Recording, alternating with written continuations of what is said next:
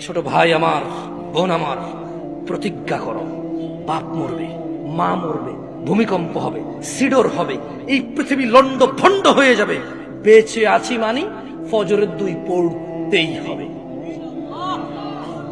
বেঁচে আছি মানে জোহর, আসর, মাগরিব, ইশা পড়তেই হবে। একটু আগে সিগারেট খেয়েছি, একটু পরে আজান হয়েছে, নামাজ পড়তে হবে। একটু আগে পর্নোগ্রাফি, উদঙ্গ সিনেমা দেখেছি, একটু পরে আজান হয়েছে, নামাজ পড়তেই হবে। ঘুমের মধ্যে কাপড় চোপড় নষ্ট হয়েছে, মা জানে, বাপ জানে, ভাবি জানে, বোন জানে, সবাই জানে। এখন গোসল করলে সবাই বুঝবে কেন গোসল করছো। সবাই বুঝলে বুঝুক, না বুঝলে নাই। আর বুঝলেই কি না বুঝলেই কি, আমার কাপড় নষ্ট হয়েছে, গোসল আমার ফরজ হয়েছে, আমি গোসল করবো, নামাজ পড়বো।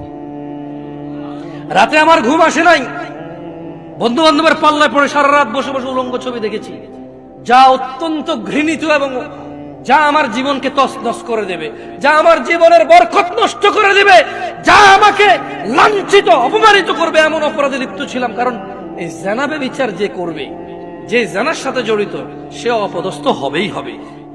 আখিরাতে তো তার আছেই। এই একটাই অপরাধ জানাবে বিচার, একটাই অপরাধ অশ্লীলতা, যেটা শাস্তি আল্লাহ দুনিয়াতে দিয়ে দেয়। কোথায় দেয়? আখিরাতে তো আছেই।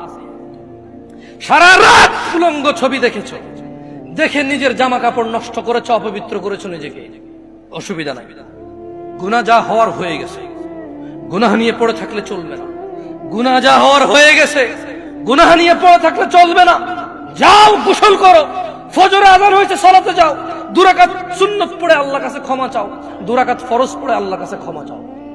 আর দেখবা না, প্রতিজ্ঞা করো, আবার দেখে ফেলেছো, অসুবিধা নাই, জোহর আযান হয়েছে, যাও মসজিদে, যাও গোসল করে 2 রাকাত নামাজ পড়ো, আল্লাহর কাছে ক্ষমা চাও, প্রতিজ্ঞা করো, আর দেখবা না। আবার দেখে ফেলেছো, অসুবিধা নাই, পরের ওয়াক্ত আযান হয়েছে, যাও মসজিদে যাও। কারণ মনে রাখবা, সকল অপরাধ গুনাহ নামাজ যদি ছুটে যায় কুফরিয়া শিরকি হয়ে যাবে, ছাড়া যাবে না নামাজ। আমি কি বুঝাইতে পেরেছি? তোমরা কি, আমি যে জন্য আসছি, আমি কি তোমাদেরকে কোনো মেসেজ দিতে পারছি? পারছি তো? তাহলে এবার আমি বিদায় নেই। জাযাকুমুল্লাহ খায়র ওয়া আহসানাল জাযা। ওয়াসসালামু আলাইকুম ওয়া রাহমাতুল্লাহি ওয়া বারাকাতুহু।